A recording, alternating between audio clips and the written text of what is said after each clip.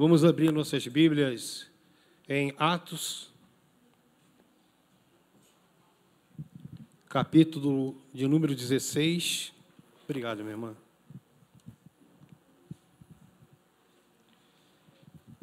E vamos estarmos lendo a partir daqui do verso de número 16. Vamos estar lendo aqui alguns versículos, até bastante versículos, até o 34 mais ou menos.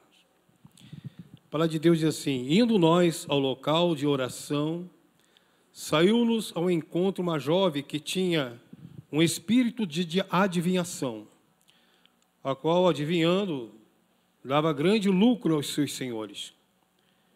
Ela, seguindo a Paulo e a nós, clamava, dizendo: estes homens que nos anunciam o caminho da salvação são servos do Deus Altíssimo. Isso fez ela por muitos dias. Paulo, porém, incomodado, voltou-se e disse ao Espírito: em nome de Jesus Cristo, ordeno-te que saias dela. E na mesma hora saiu. Vendo os senhores da jovem que a esperança do seu lucro estava perdida, prenderam Paulo e Silas e os levaram à praça na presença das autoridades. Apressando-os, as autoridades disseram: estes homens, sendo judeus, perturbaram a nossa cidade e nos pregam costumes que não nos é permitido receber nem praticar, visto que somos romanos. A multidão levantou-se unida contra eles, e as autoridades, rasgando-lhes as roupas, mandaram açoitá-los com varas. E, havendo-lhes dado muito açoites, lançaram-nos na prisão, ordenando ao carcereiro que os guardasse com segurança. Ele, tendo recebido tal ordem, lançou-os no cárcere interior e lhes prendeu os pés no tronco. E perto da meia-noite, Paulo e Silas oravam e cantavam hinos a Deus, e os outros presos escutavam. E, de repente, um terremoto tão grande que os alicerces da prisão foram abalados, e abriram-se todas as portas, e foram soltas as correntes de todos. Acordando o carcereiro e vendo abertas as portas da prisão, tirou a espada e quis matar-se, pensando que os presos tinham fugido. Paulo, porém, gritou: não te faças nenhum mal, todos aqui estamos. O carcereiro pediu luz, saltou para dentro e, todo trêmulo, prostrou-se diante de Paulo e Silas. Então tirou-os para fora, dizendo: senhores, o que é necessário que eu faça para me salvar? E responderam eles: crê no Senhor Jesus Cristo, será salvo tu e a tua casa. Então lhes pregaram a palavra do Senhor e a todos que estavam em sua casa. E tomando-os o carcereiro consigo naquela mesma noite, hora da noite, lavou-lhes as feridas, então logo foi batizado, ele e todos os seus, e o carcereiro levou-os à sua casa, pois lhes pôs à mesa, e na sua crença em Deus, alegrou-se com toda a sua casa. Amém, irmãos? Podem sentar, irmãos. Glória a Jesus.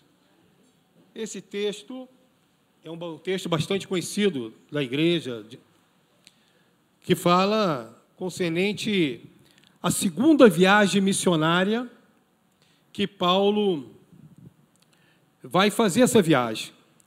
Ele tinha vindo com Barnabé da primeira viagem, e eles estavam lá, se encontraram ali, estavam em Antioquia, quando foi dada uma palavra que eles voltassem a fazer as visitas pelas igrejas que tinham plantado na Ásia.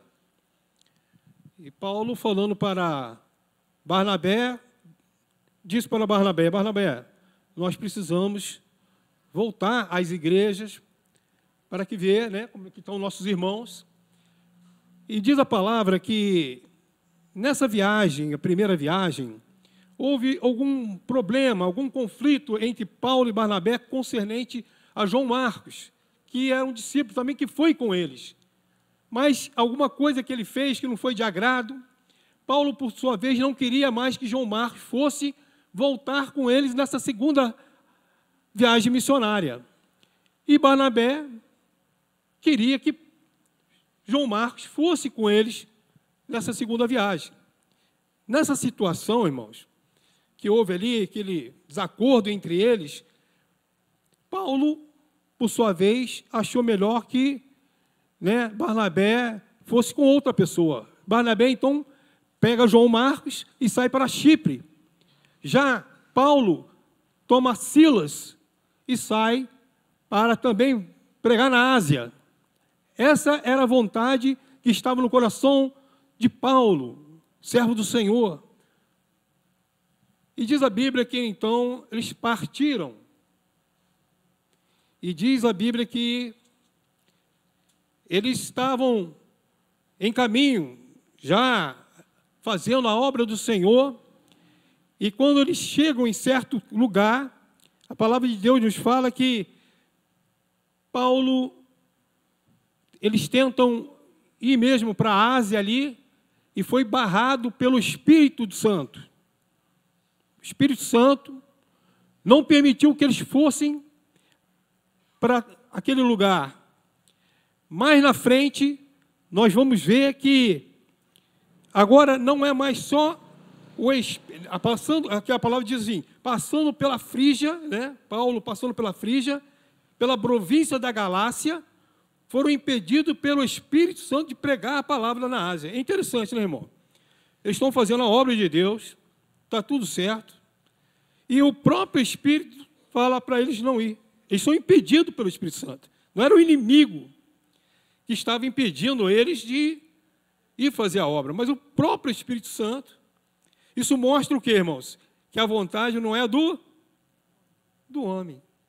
A vontade, ela é e a obra de quem? A obra de Deus. Às vezes nós queremos fazer coisas, mesmo que elas sejam para nós aquilo que é natural, que é algo que está na Bíblia, algo que é de Deus, mesmo assim, muitas das vezes nós somos impedidos. E quando somos impedidos, nós podemos dizer, não, isso aí é uma obra do inimigo. O inimigo me impediu. Não. Não é o inimigo que está te impedindo. É Deus que não está querendo que você vá para lá. É Deus que não quer. Porque quando nós pensamos em uma obra, os pensamentos de Deus, a Bíblia diz que eles são o quê? Mais o quê? Maiores, mais altos do que os nossos. E ali nós vemos que, claramente, Paulo querendo fazer a obra de Deus, mas o que é isso? Vai impedir? É como fosse o pastor Araújo querer sair aqui para fazer a obra de Deus aqui, e o pastor Miguel falou, não vai não. Mas como? Como vai impedir de fazer a obra de Deus? Mas Deus age, Deus é soberano, Deus é dono, Deus é tudo. Amém, irmãos? E diz a palavra de Deus agora que ele tenta ir agora, quando chegar, agora, olha só, agora quando chegar a Mísia, tentavam ir para Bitínia, mas agora outro espírito, olha só, mas o espírito, que é o mesmo, mas o Espírito de Jesus não lhe permitiu. Tentaram ir para Frígia, não pôde. Agora eles queriam para Bitínia, mas o Espírito de Jesus, está aqui, mas o Espírito de Jesus não lhes permitiu. Está em capítulo 16, versos 6 e 7. Então você vê que eles agora tentam ir para outro lugar. E agora a palavra de Deus vai dizer que o Espírito de Jesus não permite que eles vão fazer a obra naquele lugar, em Bitínia. Agora, tendo passado pela Mísia, desceram a Troade. E lá em Troade, que ainda é a Ásia ali, Paulo teve de noite uma visão em que apareceu um homem da Macedônia que lhe pedia: passa a Macedônia e ajuda-nos. Olha só, irmãos. Então eles chegam em Troade, e chegando em Troade, Paulo tem uma visão. E a visão era o seguinte: passa a Macedônia e ajuda-nos. E Paulo, entendendo que era uma visão de Deus, não hesitou em momento algum. Tomou Silas e eles partem em direção à Macedônia. E nós vemos, irmãos, que isso é muito interessante. Por quê? Porque nós vemos que a obra de Deus, ela tem uma direção. Ela tem uma vontade. E a vontade, tanto a direção quanto a vontade, não é nossa, não é do homem, mas de Deus. Isso, claro, quando o homem está sujeito à vontade de Deus. Nós sabemos que tem muita obra que não está na direção e não é na vontade de Deus, porque é o homem mesmo. Mas quando o homem tem temor de Deus, e ele guiado pelo Espírito Santo de Deus, ele faz o que? A vontade de quem? De quem, irmão? De Deus. Faz a vontade de Deus, a vontade de Deus que prevalece. Não é a vontade nossa. Não adianta eu querer fazer uma coisa, ainda que aquilo parece ser bom, aquilo parece ser uma bênção. Mas se Deus não tiver naquilo, não adianta nada. Não adianta nada. Então o que acontece? Agora ele tem uma visão. E nessa visão ele crê perfeitamente que Deus tinha falado com eles. E eles partem ali para a Macedônia. E diz a palavra que eles vão chegar em Filipos, né? E eles chegam em Filipos, e essa é uma das primeiras cidades da Macedônia, uma cidade muito grande, uma cidade populosa, uma cidade que era uma colônia romana, né? E diz a Bíblia que esse lugar, irmãos, essa cidade, é uma cidade que ela tem todo um costume romano, a lei, o dinheiro, tudo ali era tipo assim, uma miniatura de Roma. E agora, eles chegando naquele lugar, eles procuraram um lugar que pudesse ir para quê? Para buscar a Deus, para orar ao Senhor.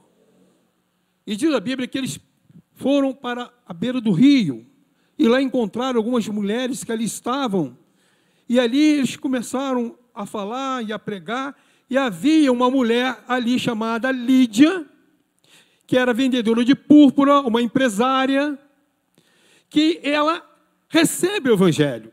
E mais interessante é que a palavra vai dizer que Deus abriu-lhe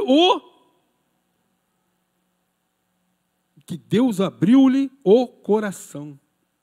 É interessante até isso também, irmão, porque nós vemos que até isso, é Deus que opera. É Deus que faz, é Deus que salva, é Deus que se revela. Nós não temos como revelar Deus. Nós não temos como fazer que Deus entre no coração de ninguém. Nós não temos nenhum poder para fazer nada em nome de Deus se Deus não agir. Sabia disso? Olha só, o texto diz que aquela mulher, o que fez com que o Evangelho entrasse no seu coração foi por quê? Porque Deus abriu-lhe o coração. Então, Paulo pregou e Deus abriu o coração de Lídia. E Lídia agora se torna uma serva de Deus, uma cristã. E ela agora, ela constrange aqueles homens para que vão à sua casa, e aquela coisa toda, aquela felicidade toda, aquela alegria toda. E diz a Bíblia que Paulo, por muitas vezes, ele ia e voltava de onde estava hospedado, com certeza, para aquele lugar de oração. E havia naquele lugar uma jovem que tinha sobre ela um espírito demoníaco, um espírito de feitiçaria, um espírito de adivinhação. E aquela jovem, ela, já por muito tempo, todas as vezes que Paulo passava, junto com Silas, ela dizia: esses homens que vos anunciam o Evangelho é servo do Deus Altíssimo. Já pensou? Você, né? Vai o pastor e o Araújo na cidade aí, e quando eles vão para a oração, ninguém falou nada, só os dois lá indo. Aí uma pessoa com um demônio e diz assim: esses homens que aí estão são servos do Deus Altíssimo. Aí o pastor pode tirar e falar assim: puxa vida, hein? Estou conhecido, né? Dá um exemplo. Mas Paulo, irmão, ele entendeu que aquilo era um espírito maligno. Diz a palavra que ela fez isso por várias vezes. Por várias vezes fez isso. Até que, um dia, quando ela começou a clamar e a dizer: esses homens são servos do Deus Altíssimo, Paulo virou-se e repreendeu o espírito demoníaco que estava sobre aquela moça, aquela jovem. E quando ele faz isso, aquela mulher, aquela jovem, ela ficou liberta. Deus liberta aquela jovem. O evangelho também entra no coração daquela jovem. E quando isso acontece, a Bíblia vai dizer que os senhores que apoderavam dessa jovem, haviam senhores, ela era como se fosse uma escrava, e havia senhores que ganhavam muito dinheiro com aquela menina, aquela moça. E vejam só, irmãos, isso nos desperta mais uma coisa. Muitas das vezes, nós ficamos,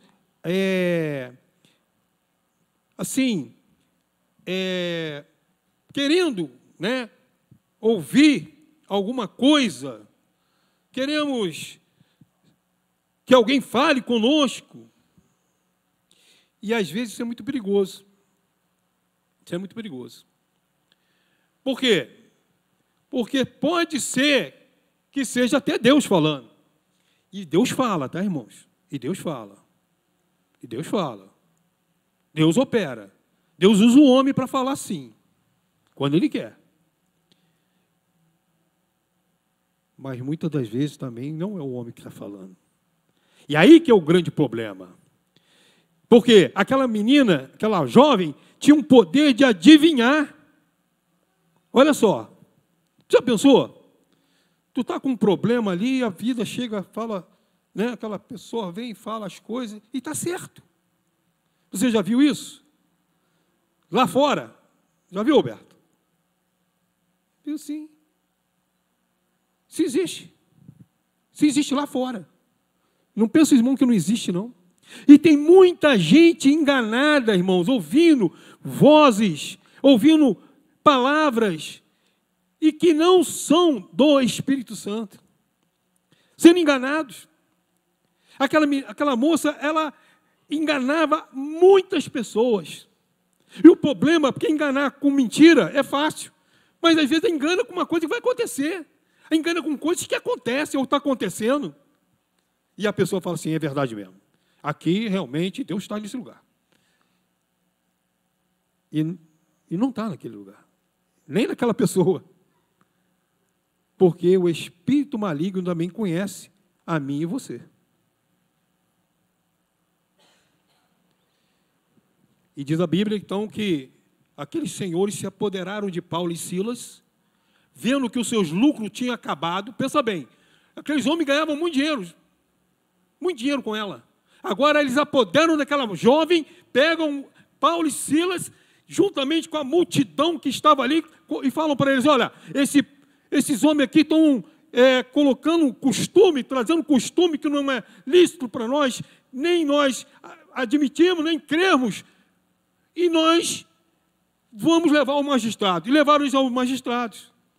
E chegou lá, diante dos magistrados, eles contou junto com o povo que estava alvoroçado, nervoso, todo mundo querendo, né, lixar lá o Paulo e Silas. E aí aqueles magistrados arrancam a roupa de Paulo e Silas, manda que arranque a roupa, e deram muita varada nos homens. Bateram neles com vara que cortava, irmão. As varas cortavam a pele, abria. Era muita maldade, muita ruindade. E eles bateram, né? Quando ainda tem uma roupinha assim para ajudar, mas bateram neles sem roupa. Machucaram bastante. Depois de ter feito tudo isso, pegam Paulo e Silas e levam Paulo e Silas e entregam ao carcereiro. E diz uma palavra para o carcereiro: olha, guarde esse homem de uma maneira aí, ó, bem guardado. O carcereiro que não é bonzinho, que é carrasco, não é isso? Porque o carcereiro podia ser assim, mais tranquilo, procurar saber o que aconteceu. Mas não, o carcereiro logo pegou Paulo e Silas, isso aí deve ser bandido mesmo, daqueles mal mesmo, botou eles no cárcere, onde? No cárcere interior. Irmãos, cárcere interior era o pior. E ainda tinha um outro cárcere que era para aqueles que eram condenados à morte, que eu acho que ele ficava no subsolo, um negócio assim. Mas esse interior era terrível. Prender os pés no tronco. Havia, nessas prisões, era feito como se fosse um buraco, que as pernas descia ali, ficava preso, prendia os braços e ainda prendia a cabeça. A pessoa, cada movimento que a pessoa fazia, ela sofria. Era uma tortura. Era uma coisa terrível. Além disso tudo, as vestes, sem veste, o corpo todo dilacerado. E aquele homem colocou Paulo e Silas dentro dessa cadeia interior. Lá não tinha luz, não tinha nem saneamento básico, né, mano? Não tinha nada. E aqueles homens estão ali, numa situação, eu imagino um do lado do outro, e Silas, com certeza, olhando para Paulo e falando assim: Paulo, tu teve uma visão, né, Paulo? Era muito falso para Paulo, porque Paulo que teve a visão. Agora imagina Silas. Silas olhando para a cara de Paulo, falou assim: olha só como é que eu estou. Olha com a minha vida, Paulo. Estou todo arrebentado. Está doendo demais. Olha que posição que nós estamos aqui. Olha que posição que nós estamos aqui, presos daquele jeito. Irmão, uma coisa tremenda, terrível. Tortura. Sem enxergar nada, escuro. Mas a palavra de Deus diz que Silas, não estava ali reclamando de Paulo, nem duvidando daquilo que Paulo tinha tido, que era uma visão. Nem Paulo também estava ali se lamentando, dizendo: por que o Espírito de Deus nos impediu de irmos fazer a obra na Ásia? Porque aqui é uma das primeiras cidades da Europa. Deus queria que o Evangelho fosse a Europa. E ali, aqueles homens ali, naquela situação, e Paulo também, com certeza, no pensamento, na razão humana, irmãos, na razão humana, eles tinham por direito, na razão humana, de reclamarem. Mas a Bíblia diz que eles não reclamaram. Irmãos, isso é viver verdadeiramente o Evangelho de Cristo. Sabe por quê, irmãos? Muitas das vezes nós estamos dando graças a Deus, louvado seja o nome do Senhor, fazemos né, um culto de ação de graça, ou então fazemos alguma coisa de agradecimento a Deus por aquilo que Deus faz, não é verdade? Porque é aquilo que Deus faz. Eu estava com um problema, Deus me libertou, olha, Deus me libertou, glória a Deus. Mas Paulo e Silas agora estão ali naquela situação, todos machucados, humilhados, naquela situação tremenda, terrível. Não saía da boca daqueles homens nenhuma blasfêmia contra Deus. Não saía da boca deles nenhuma reclamação contra Deus. Mas a palavra de Deus vai dizer que perto da meia-noite, aqueles homens estavam o quê? Estavam orando, estavam louvando o nome do Senhor, aleluia, cantores da meia-noite. Irmãos, é muito fácil cantar, é muito fácil louvar o nome do Senhor quando tudo vai bem. É muito fácil. Mas quando as coisas ficam difíceis, quando chega a meia-noite, quando chega a escuridão para a tua vida, para a minha vida, quando as coisas apertam, quando você não vê uma luz no fim do túnel, quando você pensa que tudo acabou. A gente acha que tudo acabou. Mas Paulo e Silas, eles não viviam por uma circunstância onde eles teriam que ver o milagre para que ele pudesse glorificar. Mas Paulo e Silas era aquele servo que quando ele não precisa ver o milagre, ele já glorifica. Ele não serve somente a Deus, aquele Deus que faz, mas ele serve a Deus pelo que ele é. Louvado seja o nome do Senhor. E nós precisamos entender isso, irmãos. E nós precisamos também praticarmos isso na nossa vida. Porque é muito fácil louvar a Deus e ser servo de Deus por aquilo que Deus faz. Porque Deus faz, Ele é poderoso. E não tem nada que Ele não possa fazer. Não tem nada que Ele não possa agir. Aquilo que é impossível ao homem é possível a Deus. Tudo é possível a Deus. Mas tem coisa que Deus não faz. Mas quando nós glorificamos a Ele, quando nós adoramos a Ele, quando nós bendizemos a Ele, quando nós rendemos a Ele, quando nós rendemos em louvor, em gratidão, Deus faz, aleluia. Aí Deus opera. Irmão, que coisa maravilhosa. Agora aqueles homens estão ali louvando a Deus. E diz a palavra que Deus mandou um terremoto sobre aquela cadeia. Aleluia. Louvado seja o nome do Senhor. Por certo, irmão, nessa noite, há muitas cadeias que estão sendo abaladas para a glória do nome do Senhor Jesus. Há muitas pessoas que estão presas, aleluia, que precisam ser libertas. E só vão ser libertas através do Evangelho de Cristo. Aleluia. A palavra de Deus diz em Romanos 1,16 diz: não me envergonhe do Evangelho de Cristo. Porque é o quê? Porque o Evangelho de Cristo é o poder de Deus para aqueles, para a salvação.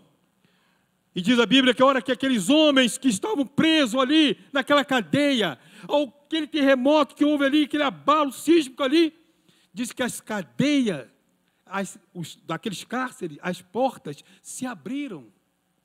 Todas as portas se abriram. Irmãos, o que um preso vai fazer com porta aberta? Eu pergunto, o que um preso vai fazer com a porta aberta? Faz o quê? Fugir, com certeza. Já pensou, irmão? Tá preso aqui, aí abre a porta e vai embora. Ué, não vai fugir. Não tem ninguém que fica preso com porta aberta. Até então, já não está preso, não é isso? E as correntes que estavam amarradas? Também. Quebrou tudo. Não tem esse negócio, irmão. Para Deus não tem esse negócio. Só que o que aconteceu de extraordinário naquela cadeia, sabe o que foi? Foi o poder de Deus, aleluia. Foi o poder de Deus que ali estava naquele lugar. Por quê? Porque aqueles presos, eles estão ali, cada um na sua cadeia, as portas são abertas, mas a palavra vai dizer que aqueles presos não fugiram. Diz a palavra de Deus que o carcereiro, quando ele acorda, porque já era muito tarde, ele estava ali dormindo, tirando o seu cochilo, e quando ele desperta por causa do terremoto, ele olha, as portas dos cárceres estão o quê? Todas abertas. E a pena para o carcereiro que deixasse um preso, um fugitivo morrer, era a sua própria vida, na lei romana. Aquele homem só tinha um jeito, ele falou, meu Deus, se todas as portas abriram, todos fugiram, eu vou dar conta disso tudo. É melhor me matar do que o que eu vou passar. O que eu vou passar é tão terrível que me matar é melhor. Passar por esse sofrimento de me matar. E a palavra de Deus vai dizer o quê? Que o carcereiro pega, desembanha da sua espada e ele vai se matar. E quando ele vai para se matar, Paulo e Silas brada com alta voz dizendo, não te faças nenhum mal, porque todos aqui estamos. Aleluia, louvado seja o nome do Senhor. Só o poder de Deus, irmão. Só Deus pode fazer uma coisa dessa. Só o poder de Deus pode agir de uma forma extraordinária como essa. Aqueles homens, eles teriam que fugir, sair correndo. Mas eles não correram, sabe por quê? Porque o poder de Deus estava naquele lugar. A manifestação do Espírito Santo de Deus estava naquele lugar. A manifestação do Espírito Santo de Deus entrou no coração daqueles homens. Aqueles homens ficaram maravilhados com os louvores, com a oração, com tudo que estava acontecendo naquele lugar. E aqueles homens não tiveram como sair. Eles ficaram dentro de uma situação extraordinária, o lugar melhor talvez da vida deles. Agora, era aquele momento que ali, porque não é um lugar que faz a nossa bênção, a nossa alegria, não é um lugar que faz com que nós sejamos felizes, mas é a presença de Deus. Não importa onde estejamos, irmão, não importa onde estejamos. Pouco tempo atrás eu passava com a minha esposa no hospital e eu vendo lá uma cena terrível. E de noite, aquelas pessoas botando para fora, aquelas coisas terríveis acontecendo, e eu ali com bacia, ajudando e tal. Irmãos, eu estava tão feliz que eu cheguei a virar para minha esposa e disse para ela: o melhor lugar que tem para a minha vida, filha, não é nem minha casa, o melhor lugar é esse lugar aqui. Que alegria, irmãos. Sabe por quê? A alegria de poder servir, a alegria de poder sentir a dor de um irmão. No irmão, que nós estamos dizendo, no irmão é o semelhante. De ver aquelas pessoas, mas você poder fazer alguma coisa, ajudar, de você poder falar do amor de Deus, de Cristo, para aquelas vidas. Então, o melhor lugar não é o lugar onde é bonito, cheiroso, bom, agradável, com uma paisagem linda. Não, o melhor lugar é onde Deus está. E Deus estava comigo lá, por isso que eu falei com a minha esposa, aqui é o melhor lugar, melhor que minha casa. Porque é o lugar onde Deus queria que eu estivesse, e ali estava a presença do Senhor. Então, Paulo e Silas ali estavam alegres, apesar de todo aquele sofrimento, com os vergões que ele tinha na pele, eles estavam felizes. E aqueles presos também que podiam fugir, não, agora estavam felizes, estavam alegres. Agora estavam libertos, não libertos da cadeia, mas estavam libertos para a honra e glória do nome do Senhor. O Senhor libertou aqueles homens. Deus perdoou os pecados daqueles homens. Deus operou uma grande bênção de libertação naquela vida daqueles homens.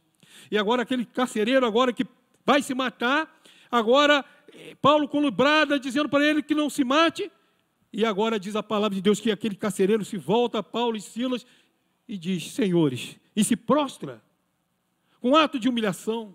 E Paulo podia aproveitar uma coisa, sabia? Crente vingativo, não é isso? Crente vingativo. Rapaz, esse camarada é mau. Esse camarada podia me botar numa cadeiazinha melhor. O que eu fiz? Eu não sou um preso eu não cometi um crime. Eu não sou uma pessoa violenta. Esse carcereiro podia, né, pegar leve comigo, botar num carcerezinho da frente, que eu tinha o primeiro, que era claro, era mais tranquilo, né? Poxa vida, ele me jogou num cárcere pior, de malvadeza. Ele foi mau, ele foi cruel. Aquele carcereiro, irmão, era mau. Era cruel. E quando ele se dobra ali diante de Paulo e Silas, Paulo podia aproveitar agora, né? Deixa que esse camarada se mate mesmo, não é isso? Deixa que essa peste aí né? Mas não. Isso, irmãos, é outro ensinamento para nós. Mais um ensinamento. Que nós não devemos desejar mal ao nosso semelhante, mesmo que ele ainda possa ser o teu inimigo. Mesmo que ainda possa fazer o mal, não se paga o mal com o bem, diz a palavra de Deus. E diz a Bíblia, então, que agora Paulo, ele fala, ali aquele carcereiro pergunta para Paulo: o que eu devo fazer para me salvar? Talvez seja a pergunta que você esteja fazendo agora. Quem sabe? Você que entrou aqui, você que ainda não tem uma experiência com Deus, e você fica perguntando: o que eu devo fazer para mim ser salvo? O que eu devo fazer para mim ser um servo de Deus? O que eu devo fazer? Você precisa crer no Senhor Jesus Cristo. E Paulo disse para aquele homem: crê no Senhor Jesus Cristo e será salvo tu e a tua casa. Louvado seja o nome do Senhor. A palavra de Deus diz que aquele carcereiro ficou maravilhado. Naquela mesma noite, naquela madrugada, pegou Paulo e Silas e levou eles para sua casa. E levando eles para a sua casa, agora, ele chega na sua casa e apresenta ali Paulo e Silas e coloca uma mesa para aqueles homens, para que eles pudessem se alimentar. E para o nome de Deus dizer que ele lava as feridas, lava aqueles homens, né? Banha aqueles homens, certamente ali com água, até quem sabe com alguma substância para ajudar a sarar, para aliviar as dores daqueles açoites. Porque agora Deus tinha transformado o coração daquele carcereiro. E o carcereiro agora coloca uma mesa bonita. Ó, vamos comer, meu irmão. E toda a família do carcereiro está ali. E diz a Bíblia que todos da sua casa se renderam a Cristo, louvado seja o nome do Senhor, irmãos. Todos da sua casa alcançaram a grande obra do Espírito Santo. E todos foram salvos para a honra e glória do nome de Jesus. Isso prova, irmãos, que cantar à meia-noite tem resultado. Tem ou não tem? Tem resultado, igreja? E é fácil? Não. Tem resultado, mas não é fácil. Mas nós precisamos, irmãos, entender que o propósito de Deus e a vontade de Deus é ela que prevalece na vida do homem. Não somos nós que escolhemos. Paulo não escolheu passar por isso. Silas não escolheu. Ninguém escolhe, irmão. Ninguém escolhe. Se os irmãos quiserem vir para cá, pode vir. Ninguém escolhe. Ninguém escolhe sofrer. Ninguém, irmão. Eu duvido aqui que o pastor vai falar assim, não, ó, eu quero mesmo passar mesmo pela prensa. Eu quero passar pela... Ninguém escolhe isso. Mas passa, né, pastor? Tem jeito, pastor? E não tem jeito. A gente não quer, não. Se a gente pudesse, até fugia, tá? Tem hora que dá vontade de fugir. Pudesse, mas não tem jeito. Paulo não escolheu sofrer. Mais interessante, irmãos, que cantar à meia-noite não é fácil, mas tem resultado. Os irmãos estão aqui, ó, louvando o Senhor. Uma benção. Não é tão difícil, mas também é difícil. Mas não é tão difícil louvar aqui o Senhor. Mas louvar à meia-noite, aí eu digo para os irmãos aí, só com o Senhor, só a graça de Deus. Não é para quem quer, é para quem Deus escolhe passar. E quando passa, irmãos, é porque Deus tem algo maior. E se você estiver passando por um momento difícil na vida, um momento de muita dificuldade, quem sabe você está vivendo o período da meia-noite. Você está vivendo o período escuro da tua vida. A vida está sendo de um momento muito difícil para você. E você está pensando até mesmo em desistir por isso. E você é um servo fiel. Você é uma serva fiel. E você está pensando, olha, eu vou desistir. Eu não estou aguentando. Mas eu quero dizer para você que Deus está no controle. Deus estava no controle desde o início, irmãos, na vida de Paulo e Silas. Tudo aconteceu dentro da vontade e na direção do Espírito Santo. Deus usou aqueles homens poderosamente, permitiu que eles passassem tudo aquilo ali. Mas olha aqui, Lídia foi salva. Certamente a casa de Lídia ali também foi contagiada. Ali eu acho que nasceu uma igreja, se eu não me engano. Eu acho que a igreja de Filipos, não é isso não, pastor? Não tenho certeza. Amém. Então, esquece. Mas surgiu ali um trabalho. Alcançou a jovem demoníaca. Alcançou o carcereiro, que era mau. E alcançou toda a família do carcereiro. Irmão, começou uma igreja em Filipos. Obra de Deus, irmãos. Eles queriam ir para a Ásia. Paulo não queria mais plantar igreja naquele momento, ele só queria visitar as igrejas, a qual ele tinha plantado. Deus queria que ele continuasse plantando igreja. Às vezes a gente quer fazer uma coisa, não, mas é de Deus. Mas Deus fala, não, eu quero que... E a honra e glória foi do nome do Senhor Jesus. Amém, irmãos? Que Deus o abençoe. E se você estiver vivendo esse momento difícil, escuro, bem difícil mesmo, já apanhou bastante, está doendo, cantores da meia-noite, canta. Canta nesse período. Louve ao nome do Senhor nesse período da meia-noite. E Deus lhe dará vitória em nome de Jesus. Amém?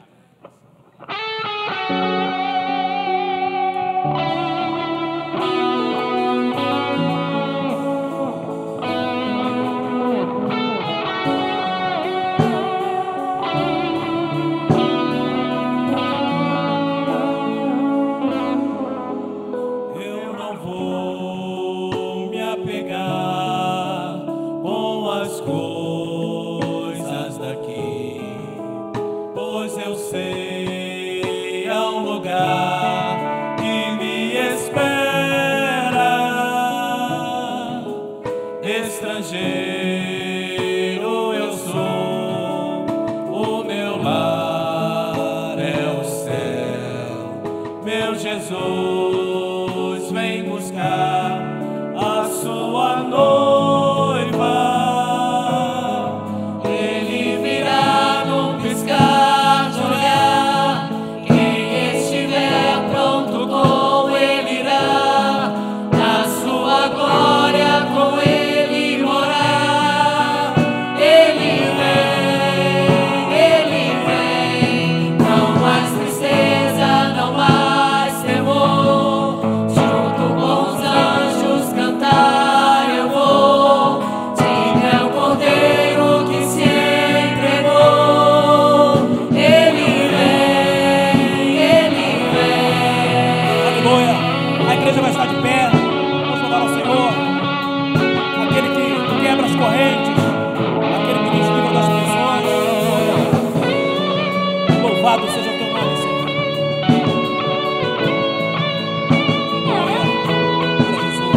Eu não vou me apegar com as coisas aqui, pois eu sei ao lugar que me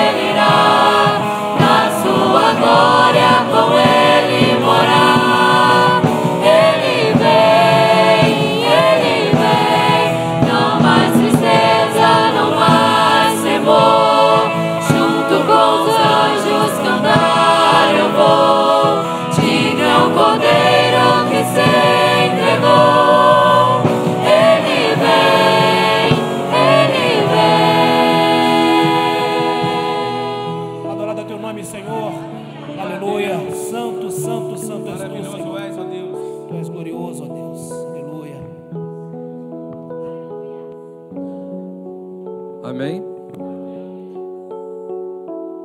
Que sejamos cantores da meia-noite. Que diante das lutas, diante das dificuldades que enfrentamos nessa vida, não cesse dos nossos lábios o louvor a Deus. Se você soubesse, se nós entendêssemos como que o louvor agrada a Deus, porque diante das dificuldades que vivemos, a primeira coisa que o diabo quer tirar da nossa vida é o louvor. Ele quer te dar um olhar de crítica, te dar um olhar que tudo está ruim, te dar um olhar que não tem mais jeito. Mas quando nós estamos comprometidos com Deus, nós entendemos que o nosso louvor não é pela condição que temos, mas é por aquilo que Deus é. Paulo foi levado a esse sofrimento e louvou a Deus. Vamos orar?